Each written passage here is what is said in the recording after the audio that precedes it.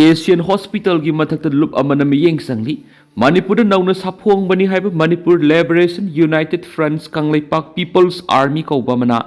Asian hospital and research institute अकन मियेंग संगले हरी लुप असगी मीडिया कोऑर्डिनेटर सना जाउबन थदोरकपा चिरोल अमन high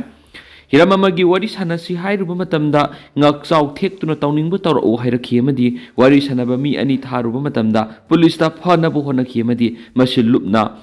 lawi Kongkham Makhalaikai digi Ranjit Kaubama Hospital asina nekpa Dr. Singna thawaidabadigi haukiba July 13 laikiti haina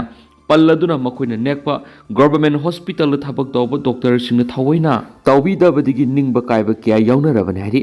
government hospital da layengba lakpada Asian Hospital nektuna thabak tawba Dr. Singna namduna Lanai Hospital asida puhankiba su yauri haina siroladuna maral sirakni Asian Hospital loop asina akan mamiyeng sangli haina palladuna thasigi kunga humdoi phawbu hospital asigi general manager human resource management amaso management committee na loop ka thasigi kunga humdoi phawbu paw phora kadabani haina khangalakli hospital asida akan mamiyeng sangli haibasi doctor sing nursing atai staff sing amadi anaba singna khangjin biu haiba wafam su siroladuna thamlakli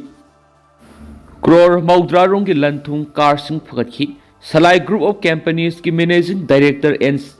Samarjit की अमदी मरी लेनबा Companies की Director मरी की मयुमदा Enforcement Directorate ED न सतकीबा rate सिंगदुदा लंथुम अमदी ममल याम car सिंग्याव न लुपा करोड़ तरारुंग की लंथुम सिंग फगत Pangam खियारी Central Proof Agency दुदगी फंग पावगे लिखुन Singh पल्लदुन Imphal दुगी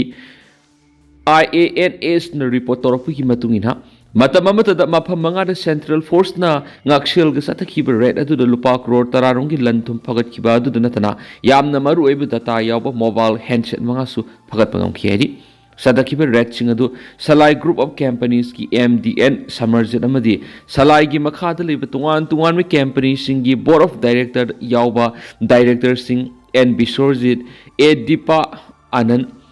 E Brojendro amasum Tikendra gi yum singani Mobile handset manga amadi atai maru eba che sang singa konana lupa crore tararung ki oigedaba lanthum singa amadi Honda Elevate Data Harrier amasung Bolero car hums fort ki wangki maral siraba miyoi singa sina legal goeba authority amata yaudana miyam digi sanang oina lupa crore kya gi sanpam sing deposit hondona khongwa laga makhoi gi company sing gi account sing amadi masa masa gi bank account sing da hapsin ki hain e digi oiba pawgi likhun sing na phungdukhi Miyamdagi khomgat kiba senpham singaduna lengba yadaba haibadi yumamandi lamna singwa leiba makoina tongba car singi loan gi senpham pithokpa amadi lanai oina sisinaki haina spungdorakli panma yabadi salai gi MDN Samarjit amadi atopa YB ren koba miyemana sahi kharagi mamangda London pangthokiba press conference amada Manipur maning tamle amadi Berena Minister ne amadi Samarjina Manipur State Council ki Foreign amasum Defense Minister ne haina lakthokibani Delhi dagi cycle na lakiba malem thongam ngang Imphal thunglakre Kuki singna santi pamdriba karigino Manipur da santi hanjinabagi panamda malem thongam na hokiba October 2 dagi New Delhi gi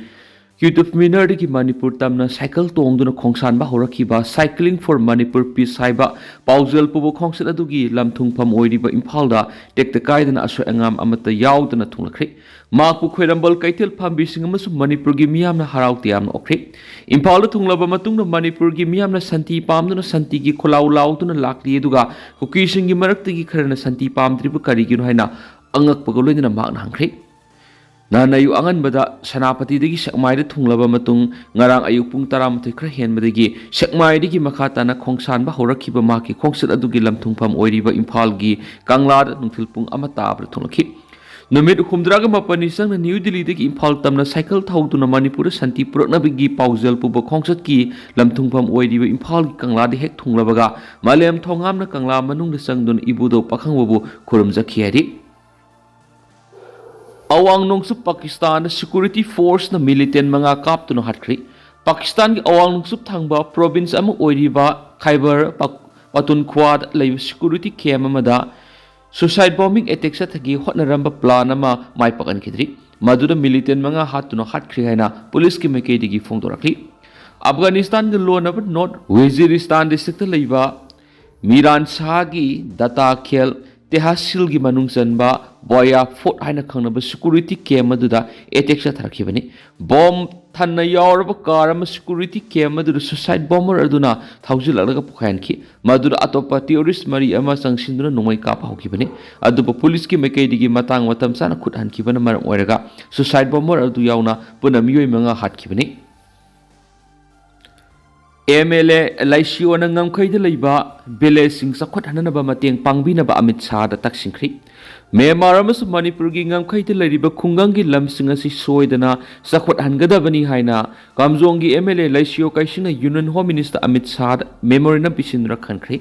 Phungyar gi MLA Laisio kaisina maki memorandum aduda Indo Myanmar border gi integrated check post leiriba asang kholen gi mafam singasi sakhot hananabagi damak Union Home Minister na tangai phataba mafam sing mapung phana mating pangbiu haidi asang kholen gi azeda leiriba model town am oibadana tana ani suba integrated check post oiriba mafam asi sakhot hanabagi damak sakhot payaba thabak sing pekhan hanabagi damak thabak lokhot anbiu haidi Amit Shah da pisin ki ba sirol aduda hai Kaka ke asang khulen ajegi model town amasum IPC tu asi trade tourism amasum economic growth sauna mating pangada mafam amani town asi samganabagi dama ICP 3 samganabagi dama kaithokiba senpam asi lupa koti lising mariga samri humphuni masigi mathakta mafam asigi akoibigi sokot thorangi dama ahenba grant gi senpam kaithokpiu hairi Kaithel manbida truck nipan lut tawkhre non local driver sing phurakli NH to Imphal Dimapur lambi da Guwahati dagi Imphal tamna pochai purakpa truck nipal khulai paibisina kangpokpi amadi modbungi marakta leiriba Kaithel manbi area da namduna khamlaga gari driver singi masana yarakpa sel sing munbaga loinana sel yaudi hairuba driver kharana phurakle hairi Tajanawariba Pawma Habida, Taudo Osi Hokiba Yumsakasa Numiki Ayu Angan Mapung Mangarum Tarak for the Tokibani, Kangpok with the BSM Ayupung Taruktagi, Numit Kudingi, Garising Scott Venedo, we Scott Outring and local drivers in Nangana Lakpatigi, Taudo Osi Tokibani, a hand with a second of sing the truck sing a dubu kam the Vahirapada, Kamlam than Impaltam the Torok Lavamatung, motorcycle tong to the Tanaraga, Sielman Mamas and Pus a big tong sings a Tarakivanadi, Taudo Osi Matana Kangpok PS the Hangluba the Mako the reporter haina kumlaki Ministry nothing but hamduna Sire Academy Award phanglagadaba miyoi singi maming lakthokan khidre sai khudingi aroiba thade hek lakthokuna lakpa sai gi tongan lol kunga mari dagi khangatlaba literature gi pothok sing da piba ikai khumnaba Sire Academy Award phanglagadaba miyoi singi maming lakthokna ba thaurang torakora Ministry of Culture na athingba pirakpadigi lakthokhidre Ministry asigi makhada autonomous body oina lairakliba academy na nganung thilpung ohum da pawgi mifam pangthoktuna award asi phanglagadaba miyoi singi maming lakthokna ba thorang torakpada ministry na award sing check tawkhigani haiduna athingba pirakpani haidenasu pawsta makhata na phungdorakli Sabsana kayamuk sumba pawno di khangdriba Kuki gi page sindagi thadorakpa hauze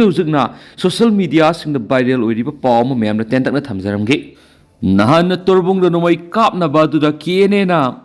patlen manakta balay rom da akoy da amo hana imbus taroki haiba UKNA na phungdok pa na ba wapum khra mem na thamli KNA na khalis na turbong da kapado UKNA na tana atopan oira moy khalam gani aduna balay patlen lom da akoy halakani khangbadigi imbus taroki bani hai ishor na sanbadigi akoy patlom lom da handre khulai lolamaga highway rom da oin hale adubu karigumba aikoina patlen balelom da halamba tarabadi ikheng tanarangadabani hairibasi UKNA na turbung attack tawgi halakpada kiene na boida attack tawrakpani haiba wafam social media sing da haujuk sai thorakli kyamuk sumba pawn haibaduri makhataba update mem ngai minasi